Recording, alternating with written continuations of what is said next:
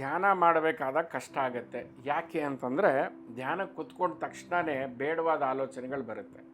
ನೋಡಿ, ಧ್ಯಾನಕ್ಕೆ ಕೂತ್ಕೊಳ್ಳೋನು ನಾನು, ಧ್ಯಾನಕ್ಕೆ ಬರೋವಂಥದ್ದು ಮನಸ್ಸು ನನಗೆ ಬೇಕಾಗಿರೋ ಆಲೋಚನೆಗಳನ್ನು ತರದೆ ನನಗೆ ಬೇಡವಾದ ಆಲೋಚನೆಗಳನ್ನೇ ತರುತ್ತೆ.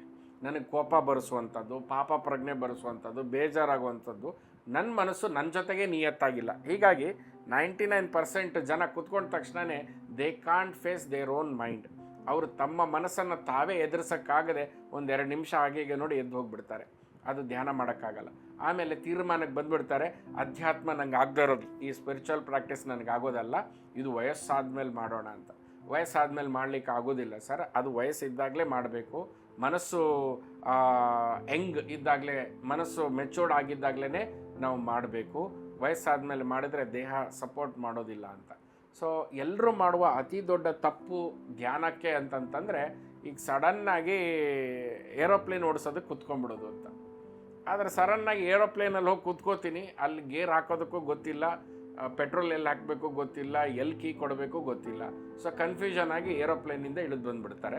ಏರೋಪ್ಲೇನೇ ಸರಿ ಇಲ್ಲ ಅಂತ ಹೇಳ್ತಾರೆ.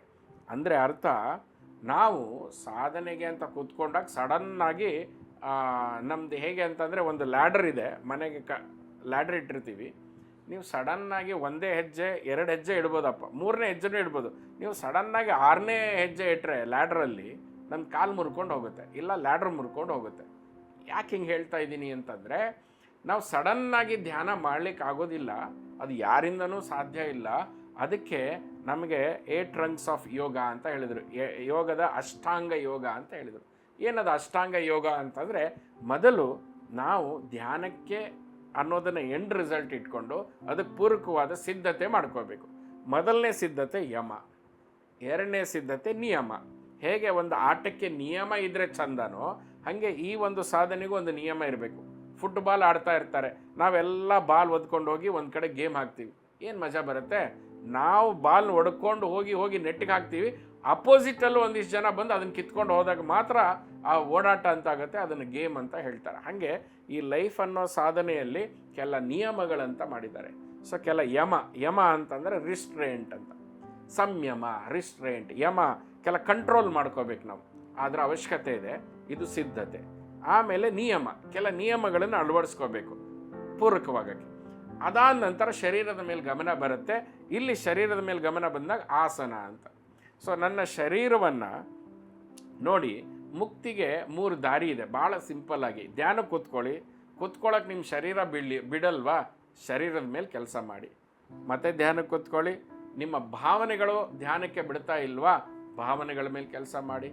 ಮತ್ತೆ ಧ್ಯಾನಕ್ಕೆ ಕೂತ್ಕೊಳ್ಳಿ. ನಿಮ್ಮ ಮನಸ್ಸು ಬಿಡ್ತಾ ಇಲ್ವಾ, ಮನಸ್ಸಿನ ಮೇಲೆ ಕೆಲಸ ಬಿಡಿ. ಸೊ ನಿಮಗೆ ಇಗ್ನೋರೆನ್ಸ್ ಫಿಸಿಕ್ಸಲ್ಲಿದ್ದರೆ ಕೆಮಿಸ್ಟ್ರಿ ಓದಿ ಉಪಯೋಗ ಇಲ್ಲ. ಸೊ ನಿಮ್ಮ ಇಗ್ನೋರೆನ್ಸ್ ಕೆಮಿಸ್ಟ್ರಿ ಬಗ್ಗೆ ಇದ್ದರೆ ಫಿಸಿಕ್ಸ್ ಓದಿ ಉಪಯೋಗ ಇಲ್ಲ. ಹಾಗೆ ನಮ್ಮ ಯೋಗ ಆಚಾರ್ಯರು, ಯೋಗ ಗುರುಗಳು, ಋಷಿ ಮುನಿಗಳು ತುಂಬ ಅದ್ಭುತವಾಗಿ ಸ್ಟೆಪ್ ಬೈ ಸ್ಟೆಪ್ ಮಾಡಿದ್ರು. ಫಸ್ಟ್ ಯಮ, ಕಂಟ್ರೋಲ್ ತೊಗೋಬೇಕಪ್ಪ, ಇದು ಸಿದ್ಧತೆ. ನಿಯಮ, ಇದು ಸಿದ್ಧತೆ. ಇವೆರಡೂ ಸಿದ್ಧತೆ ಮಾಡಿದ್ಮೇಲೆ ನಿಮ್ಮ ಶರೀರ ನಿಮ್ಮ ಮಾತು ಕೇಳುತ್ತೆ. ಆಸನ ಅಂತ.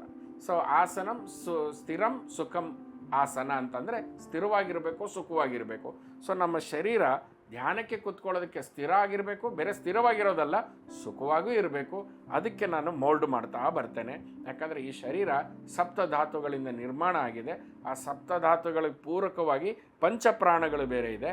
ಈ ಪಂಚಪ್ರಾಣಗಳ ಒಂದು ಕಾರ್ಯಚಟುವಟಿಕೆ, ಸಪ್ತಧಾತುಗಳ ಕೆಲಸ, ಇದರ ಜೊತೆ ಒಂದು ಸಮ್ಮಿಶ್ರಣ, ಇದರ ಒಂದು ಯೋಗ ಪದ್ಧತಿ ಮೂಲಕ ಒಂದು ಹಾರ್ಮೋನಿ ಕ್ರಿಯೇಟ್ ಮಾಡಿ ನಾನು ಯೋಗ ಆಸನ ಮಾಡ್ಕೊಳ್ತೇನೆ. ಸೊ ಯೋಗಾಸನ ಮಾಡೋದ್ರ ಹಿಂದೆ ಇರುವ ಉದ್ದೇಶ ಇದಾಗಬೇಕು. ಇದಾದ ಮೇಲೆ ನನ್ನ ಭಾವನೆಗಳು ನನ್ನ ಹತೋಟಿಗೆ ಬರೋದಿಲ್ಲ. ಭಾವನೆಗಳಿಗೂ ಪ್ರಾಣಕ್ಕೂ ಸಂಬಂಧ ಇರೋದ್ರಿಂದ ಪ್ರಾಣಾಯಾಮವನ್ನು ಕಲಿತೇನೆ.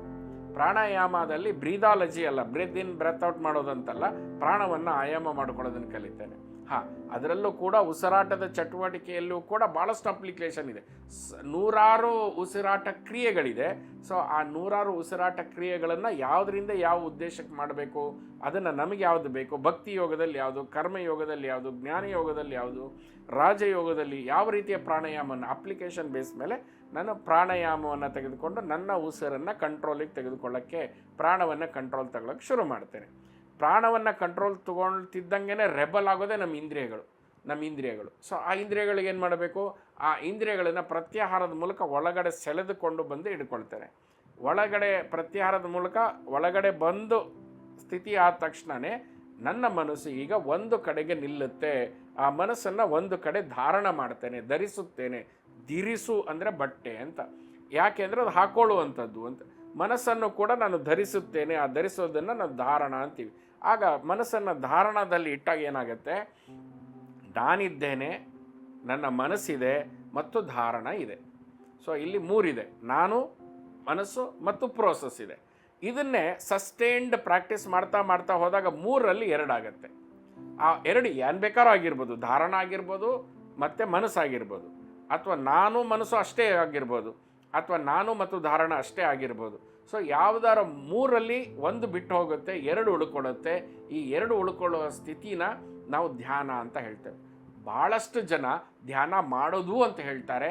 ಅದು ಈ ಸ್ಪಿರಿಚುವಲ್ ಲಿಟ್ರಸಿಯಲ್ಲಿ ಭಾಳ ತಪ್ಪು ಅರ್ಥ. ಧ್ಯಾನ ಮಾಡೋದಲ್ಲ, ಧ್ಯಾನ ಇರೋದು ಅಂತ. ಧ್ಯಾನ ಅನ್ನೋದು ಒಂದು ಸ್ಥಿತಿ, ಅದು ವರ್ಬ್ ಅಲ್ಲ, ಅದು ಕಾರ್ಯ ಅಲ್ಲ. ಧ್ಯಾನ ಮಾಡೋದಲ್ಲ, ಧ್ಯಾನ ಇರುವಂಥದ್ದು. ಸೊ ಈಗ ಧ್ಯಾನದ ಅವಸ್ಥೆಯಲ್ಲಿ ಇದ್ದೇನೆ ಅಂತ.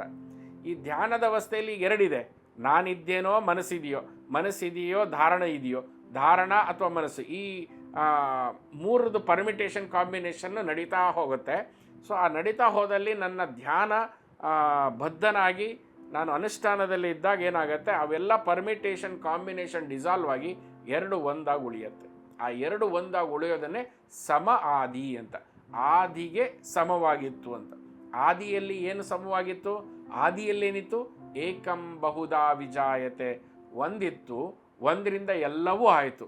ಸೊ ನೀವು ಸಿಸ್ಟಮ್ಯಾಟಿಕ್ ಆಗಿ, ಸೈಂಟಿಫಿಕ್ ಆಗಿ, ಯೋಗಿಕ್ ಟೆಕ್ನಾಲಜಿ ಬಳಸ್ಕೊಂಡು ಬಹುತ್ವದಿಂದ ಆಚೆ ಬರ್ತೀರಿ. ಎಷ್ಟೊಂದು ಬಹುತ್ವ ಇದೆ ಇಲ್ಲಿ. ನಮ್ಮ ಸಪ್ತ ಧಾತುಗಳಿದೆ, ಸಪ್ತ ಧಾತುಗಳಾಯಿತು, ಪಂಚಪ್ರಾಣಗಳಿದೆ, ಪಂಚಪ್ರಾಣಗಳಾಯಿತು, ಪಂಚವಾಯುಗಳಿದೆ, ಪಂಚಭೂತಗಳಿದೆ, ಪಂಚಭೂತಗಳ ಸಪ್ತಚಕ್ರಗಳಿದೆ, ಸಪ್ತಚಕ್ರಗಳಲ್ಲಿ ಭಾವನೆಗಳು ಉತ್ಪತ್ತಿಯಾಗುತ್ತೆ. 101 ಚಕ್ರ ಇದೆ, ಅದು ಬಿಡಿ. ಸಪ್ತಚಕ್ರ ಆಯಿತು, ಮನೋಬುದ್ಧಿ ಚಿತ್ರ ಆಯಿತು.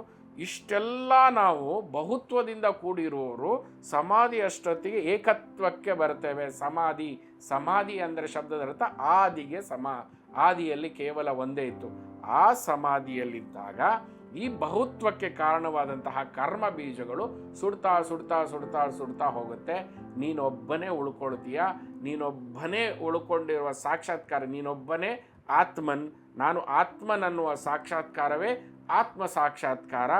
ಆತ್ಮ ಸಾಕ್ಷಾತ್ಕಾರ ಆದ ಮೇಲೆ ಹೇಗೆ ಸೂರ್ಯನು ಮತ್ತು ಬೆಳಕು ಇರುತ್ತೆ, ಸೂರ್ಯ ಮತ್ತು ಕಿರಣ ಇರುತ್ತೆ. ಸೂರ್ಯ ಬೇರೆ ಅಲ್ಲ, ಕಿರಣ ಬೇರೆ ಅಲ್ಲ. ಒಂದು ಮನೆಯಲ್ಲಿ ಕಿರಣಗಳು ಒಂದು ಕಿಟಕಿಯ ಮೂಲಕ ಬಂದರೆ ಸೂರ್ಯನ ಬೆಳಕು ಬಂತು, ಅದನ್ನು ಸೂರ್ಯ ಅನ್ನಲ್ಲ, ಸೂರ್ಯನ ಕಿರಣಗಳಂತೀವಿ. ಆ ಕಿರಣಗಳನ್ನು ನೋಡಿದಾಗ ಸೂರ್ಯ ಹೇಗೆ ಗೊತ್ತಾಗ್ತಾನೋ ಹಾಗೆ ಈ ಆತ್ಮನಿಗೆ ಅವನ ಸೋರ್ಸ್ ಗೊತ್ತಾಗತ್ತೆ. ಆ ಸೋರ್ಸನ್ನು ಬ್ರಹ್ಮನ್ ಅಂತ ಹೇಳ್ತೇವೆ. ಆತ್ಮನಿಷ್ಠನಾದ ಮೇಲೆ ಬ್ರಹ್ಮನಿಷ್ಠನಾಗ್ತಾನೆ, ಬ್ರಹ್ಮನಾಗ್ತಾನೆ ಅಂತ ಹೇಳಿ. ಸೊ ನಿಮಗೆ ಈ ಒಂದು ವಿಷಯ ಹೇಳಿದರೆ ತುಂಬ ಶಾಕ್ ಆಗುತ್ತೆ. ಮೇ ಬಿ ವೀಕ್ ಮೈಂಡ್ ಇರೋರಿಗೆ ಡಿಮೋಟಿವೇಟು ಆಗ್ಬೋದು. ಆ್ಯಕ್ಚುಲ್ ಅಧ್ಯಾತ್ಮ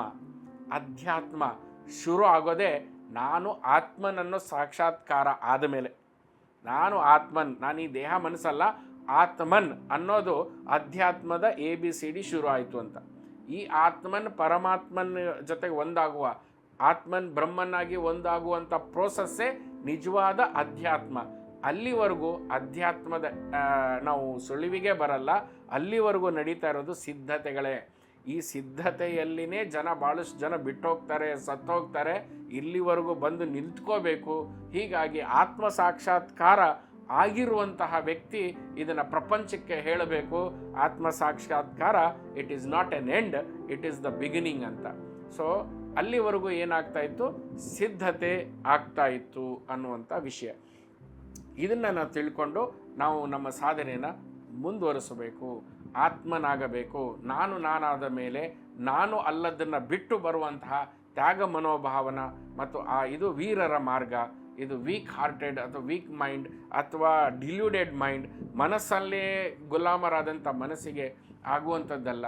ನನ್ನ ಸ್ವಭಾವ, ನನ್ನ ನೇಚರು, ನಾನು ಯಾರು ಅಂತ ತಿಳ್ಕೊಂಡು ಅಲ್ಲಿಂದ ನಮ್ಮ ಜರ್ನಿ ಶುರು ಆಗಬೇಕು, ಅಲ್ಲಿಂದ ನಮ್ಮ ಅಧ್ಯಾತ್ಮ ಶುರು ಆಗತ್ತೆ. ಅಲ್ಲಿವರೆಗೂ ನಾವಿದ್ದಿದ್ದು ಆದಿ ಭೌತಿಕದಲ್ಲಿ ಅಂತ. ಇಂದ್ರಿಯಗಳಲ್ಲಿ ಸಿಕ್ಕಾಕೊಂಡಾಗ ನಾವಿರೋದು ಆದಿ ಭೌತಿಕದಲ್ಲಿ, ಮನಸ್ಸಿನಲ್ಲಿ ಸಿಕ್ಕಾಕೊಂಡಾಗ ಆದಿ ದೈವಿಕದಲ್ಲಿ, ನಾನು ಆತ್ಮನ್ನೇ ಅಂತ ಇದ್ದಾಗ ಆವಾಗ ಹೇಳ್ತೀವಿ ಆಧ್ಯಾತ್ಮಿಕದಲ್ಲಿ ಅಂತ. ಸೊ ಅಧ್ಯಾತ್ಮ ಅನ್ನೋದು ಜನರಲೈಸ್ ಮಾಡಿರೋ ಶಬ್ದ ಆಗಿಬಿಟ್ಟಿದೆ. ನಾವು ಅಧ್ಯಾತ್ಮ ಇನ್ನೂ ಬಂದಿಲ್ಲಪ್ಪ, ಆದಿ ಭೌತಿಕದಲ್ಲಿದ್ದೇವೆ, ಇಲ್ಲ ಆದಿ ದೈವಿಕದಲ್ಲಿದ್ದೇವೆ. ನಮ್ಮ ಪ್ರಯಾಣ ಆದಿ ದೈವಿಕದಿಂದ ಆದಿ ಭೌತಿಕ, ಆದಿ ಭೌತಿಕದಿಂದ ಆದಿ ದೈವಿಕದಲ್ಲೇ ಒದ್ದಾಡ್ತಾ ಇದ್ದೇವೆ. ಅಧ್ಯಾತ್ಮ ಸಾಧನೆ ಅಂತಂದರೆ ಇವೆರಡವನ್ನು ಬಿಟ್ಟು ಆತ್ಮನಲ್ಲಿ ಪ್ರವಿಷ್ಟನಾಗೋದು, ಆತ್ಮನಲ್ಲಿ ನಿಷ್ಠನಾಗೋದು.